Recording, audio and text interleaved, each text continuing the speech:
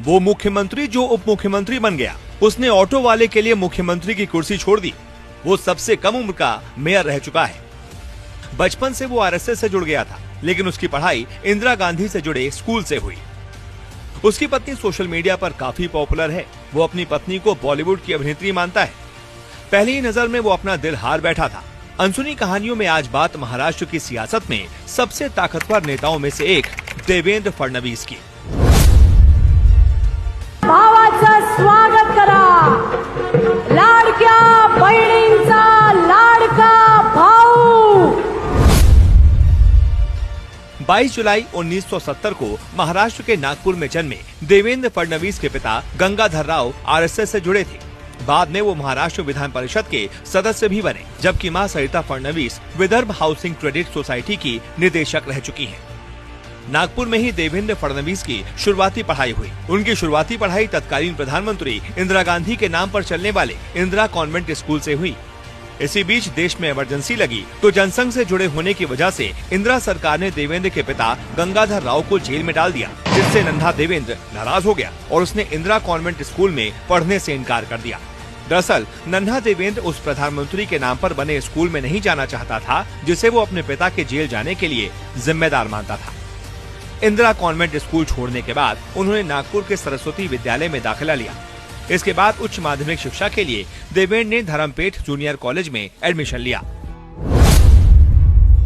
बचपन से ही जिद्दी स्वभाव के देवेंद्र फडणवीस ने प्यार में जीत ठान ली तो पहली ही नजर में देखने के बाद उन्होंने अमृता से शादी का मन बना लिया था। देवेंद्र फडणवीस का कहना है कि उनकी पत्नी अभिनेत्री काजोल जैसी लगती है। दरअसल फडणवीस की अमृता से मिलने से लेकर के दोस्ती और शादी तक की कहानी बेहद दिलचस्प है। देवेंद्र फडणवीस की पत्नी अमृता नागपुर की मशहूर डॉक्टर चारू रानाडे और डॉक्टर शरद रानाडे की बेटी हैं। दोनों की पहली मुलाकात एक कॉमन फ्रेंड शैलेश जोगलेकर के घर पर हुई थी। उस दौरान देवेंद्र फडणवीस विधायक बन चुके थे। अमृता शैलेश के घर महज आधे घंटे के लिए आई थी, लेकिन जब देवेंद्र फडणवीस से मिली तो उनकी मुलाकात करीब 1.5 घंटे चली। अमृता पहली ही मुलाकात में देवेंद्र फडणवीस को दिल दे चुकी थी, तो देवेंद्र ने उनसे शादी का मन बना लिया। अमृता से पहली ही मुलाकात में देवेंद्र ने उनसे कहा कि तुम बिल्कुल काजोल जैसी दिखती हो। फडणवीस के साथ पहली मुलाकात के बारे में एक इंटरव्यू में अमृता ने बताया था, मिलने से पहले मुझे टेंशन और प्रेशर था। मैं सोच रही थी कि देवेंद्र किस टाइप के इंसान होंगे, क्योंकि नेताओं को लेकर मेरे दिमाग में एक नकारात्मक छवि थी।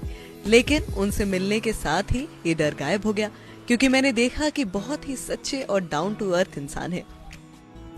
वहीं अमृता के साथ पहली ही मुलाकात के बाद शादी का मन बना चुके देवेंद्र फडणवीस ने कहा था, मैं भी आम लोगों के जैसा ही हूँ और मुझे भी हिंदी फिल्में देखने का शौक रहा है।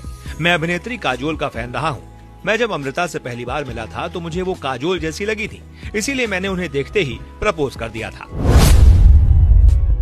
अमृता देवेंद्र से 9 साल छोटी हैं। 9 अप्रैल 1989 को जन्मी अमृता और देवेंद्र ने शादी के बंधन में बंधने का फैसला किया। साल 2005 में दोनों ने शादी कर ली। दोनों की शादी नागपुर की सबसे चर्चित शादी रही। नागपुर के प्रसिद्ध फोटाला तालाब के किनारे बोटेनिकल गार्डन में देवेंद्र और अमृता की शादी हुई थी। शादी में करीब 500 से 600 लोग शामिल हुए थे। देवेंद्र और अमृता ने नागपुर की कई झोपड़पट्टियों के लोगों को भी अपनी शादी में बुलाया था, जिसकी खूब चर्चा हुई थी। दोनों की एक बेटी भी है जिसका नाम देविजा है। अमृता अपनी बेटी देविजा के साथ सोशल मीडिया पर खूब तस्वीरें शेयर करती रहती हैं। अमृता एक्सिस बैंक में बड़े पद पर काम कर रही हैं। इसके अलावा वो क्लासिकल सिंगर भी हैं। उन्होंने कई गाने भी गाए हैं। इसके अलावा वो समाज सेवा के लिए भी काफी सक्रिय रहती हैं। नागपुर से आने वाले देवेंद्र फडणवीस ने जब राजनीति में कदम रखा तो उस समय पूरे विदर्भ और नागपुर में अकेले नितिन गडकरी का वर्चस्व हुआ करता था। फडणवीस ने गडकरी के मार्गदर्शन में ही अपना राजनीतिक सफर शुरू किया। गडकरी के सानिध्य में देवेंद्र बढ़ते गए, लेकिन जैसे जैसे बीजेपी के अंदरूनी समीकरण बदलने लगे, वैसे वैसे फडणवीस ने गडकरी से दूरी बना ली और पार्टी में उनके विरोधी माने जाने वाले गोपीनाथ मुंडे का हाथ थाम दिया। इस नजदीकी की बदौलत फडणवीस राज्य में पार्टी के प्रमुख के पद तक पहुंचने में कामयाब हुए। नागपुर में जन्मे देवेंद्र फडणवीस को सियासत विरासत में मिली। उनके पिता गंगाधर राव नागपुर के महाराष्ट्र विधान परिषद के सदस्य रह चुके थे। जनसंघ के वो कद्दावर नेता थे। वहीं उनकी चाची शोभा फडणवीस बीजेपी शिवसेना की पहली सरकार में मंत्री थी। छात्र जीवन में देवेंद्र ने एबीवीपी में अपना लोहा मनवाया। वहीं बचपन से आरएसएस की शाखाओं में सियासत की बारीकियां सीखने के बाद 1989 में फडणवीस ने बीजेपी युवा मोर्चा में वार्ड संयोजक के पद से अपनी राजनीतिक यात्रा की शुरुआत की। 1992 में महज 22 साल की उम्र में पार्षद बनने वाले देवेंद्र फडणवीस 1997 में महज 27 साल की उम्र में नागपुर नगर निगम के सबसे कम उम्र के मेयर बन गए। भारतीय इतिहास में वो दूसरे सबसे कम उम्र में मेयर बने थे। नागपुर का मेयर बनने के बाद देवेंद्र फडणवीस ने कभी पीछे मुड़कर नहीं देखा। संगठन से लेकर विधानसभा तक उन्होंने अपना कद बढ़ाया। 1999 में नागपुर से पहली बार महाराष्ट्र विधानसभा पहुंचे देवेंद्र फडणवीस लगातार इसी सीट से विधायक बन रहे हैं। विधायक बनने से पहले उन्होंने संगठन में कई पदों पर काम किया था।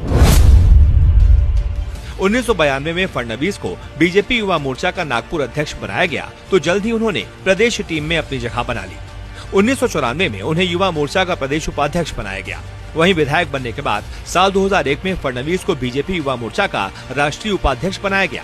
वहीं साल 2010 में उन्हें बीजेपी की मेन टीम में जगह मिल गई और महाराष्ट्र बीजेपी के महासचिव बन गए। 2013 में उन्हें महाराष्ट्र बीजेपी का अध्यक्ष बनाया गया। देवेंद्र फडणवीस को महाराष्ट्र बीजेपी का अध्यक्ष ऐसे समय में बनाया गया था जब अगले ही साल राज्य में विधानसभा चुनाव होने वाले थे। अध्यक्ष बनने के बाद फडणवीस ने बीजेपी के लिए पूरी ताकत झोंक दी। संगठन को उन्होंने नई धार दी, जिसका नतीजा ये हुआ कि राज्य में बीजेपी ने शिवसेना के साथ मिलकर पूर्ण बहुमत हासिल किया। महाराष्ट्र में एनडीए की सरकार बनी तो सेहरा फडणवीस के सिर पर था। पार्टी ने उन्हें मुख्यमंत्री बना दिया। खास बात यह है कि मुख्यमंत्री बनने से पहले उनका प्रशासनिक अनुभव सिर्फ मेयर के पद तक ही सीमित था। सीएम बनने से पहले कभी वे किसी भी मंत्री पद पर भी विराजमान नहीं रहे। महज 44 साल की उम्र में महाराष्ट्र के मुख्यमंत्री बनने वाले देवेंद्र फडणवीस शरद पवार के बाद दूसरे सबसे कम उम्र के मुख्यमंत्री बने थे। 2014 में जब राज्य में एनडीए को बहुमत हासिल हुआ तो कयास लगाए जा रहे थे कि नितिन गडकरी को मुख्यमंत्री बनाया जा सकता है। दरअसल गडकरी संघ भूमि नागपुर से आते हैं और राज्य में पार्टी के सबसे वरिष्ठ नेता थे। वहीं वो बीजेपी के राष्ट्रीय अध्यक्ष भी रह चुके थे। लेकिन 2014 से बीजेपी में मोदी शाह युग की शुरुआत हो चुकी थी। नरेंद्र मोदी प्रधानमंत्री बन चुके थे, अमित शाह बीजेपी अध्यक्ष बन चुके थे। जब महाराष्ट्र के मुख्यमंत्री चुनने की बारी आई तो मोदी शाह ने फडणवीस के नाम पर मुहर लगाई। 31 अक्टूबर 2014 को देवेंद्र फडणवीस ने महाराष्ट्र के 17वें मुख्यमंत्री के तौर पर शपथ ली। 2019 में पहला कार्यकाल पूरा करने के बाद जब चुनावी नतीजे आए तो बीजेपी और शिवसेना ने बहुमत हासिल किया। लेकिन मुख्यमंत्री के चेहरे को लेकर उद्धव ठाकरे अड़ गए। उद्धव ने बीजेपी से अपना समर्थन वापस ले लिया। इसी दौरान बीजेपी और फडणवीस ने बड़ी गलती कर दी। अजीत पवार के समर्थन से बीजेपी ने सरकार बनाई और 23 नवंबर 2019 को देवेंद्र फडणवीस ने मुख्यमंत्री पद की शपथ ले ली, जो कि उनकी सबसे बड़ी गलतियों में से एक मानी जाती है। दरअसल 5 दिनों बाद ही अजीत पवार ने सरकार से समर्थन वापस ले लिया, जिसके बाद बीजेपी की सरकार गिर गई। 5 दिन पहले मुख्यमंत्री बने फडणवीस को 28 नवंबर को इस्तीफा देना पड़ गया। इस सियासी घटना के बाद उद्धव ठाकरे राज्य के मुख्यमंत्री बने तो फडणवीस को बीजेपी ने विधानसभा में नेता प्रतिपक्ष बनाया। नेता प्रतिपक्ष बनने के बाद फडणवीस राज्य में बीजेपी को मजबूत करने में जुट गए। जून 2022 में एकनाथ शिंदे ने उद्धव ठाकरे का साथ छोड़ दिया। माना जाता है कि शिंदे को बीजेपी के साथ लाने की भूमिका देवेंद्र फडणवीस ने ही निभाई थी। शिंदे बीजेपी के साथ आए तो उन्हें मुख्यमंत्री बना दिया गया। एकनाथ शिंदे मुख्यमंत्री बने तो फडणवीस डिप्टी सीएम बन गए। फडणवीस एक ऐसे व्यक्ति के डिप्टी सीएम बने जो उनकी सरकार में मंत्री रह चुका था। भारतीय राजनीति के इतिहास में शायद ऐसा पहला वाकया रहा होगा कि मुख्यमंत्री रह चुका व्यक्ति उप मुख्यमंत्री बन गए। बेहद संपन्न परिवार में जन्मे देवेंद्र फडणवीस ने नागपुर विश्वविद्यालय के गवर्नमेंट लॉ कॉलेज से एलएलबी किया। कानून की डिग्री हासिल करने के बाद उन्होंने एमबीए किया। इसके बाद आगे की पढ़ाई के लिए वो जर्मनी चले गए, जहां उन्होंने बर्लिन स्थित DSC German foundation for international development से प्रोजेक्ट मैनेजमेंट के तरीकों और तकनीकों में डिप्लोमा किया।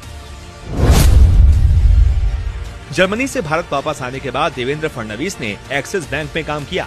उन्होंने एक्सिस बैंक में ब्रांच मैनेजर के तौर पर भी काम किया। सियासत में बुलंदियों तक पहुंचने वाले फडणवीस एक अच्छे लेखक भी हैं। अब तक वो 3 किताबें लिख चुके हैं।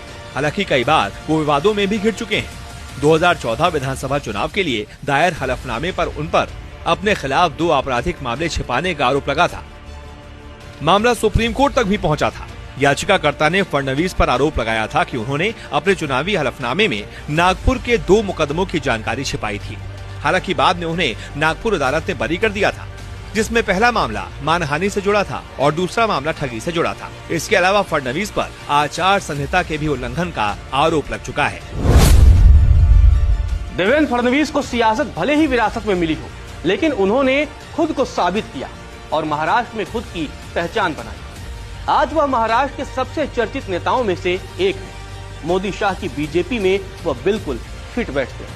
नागपुर से लेकर मुंबई और नई दिल्ली तक की सियासत में उन्होंने खुद को फिट कर लिया है।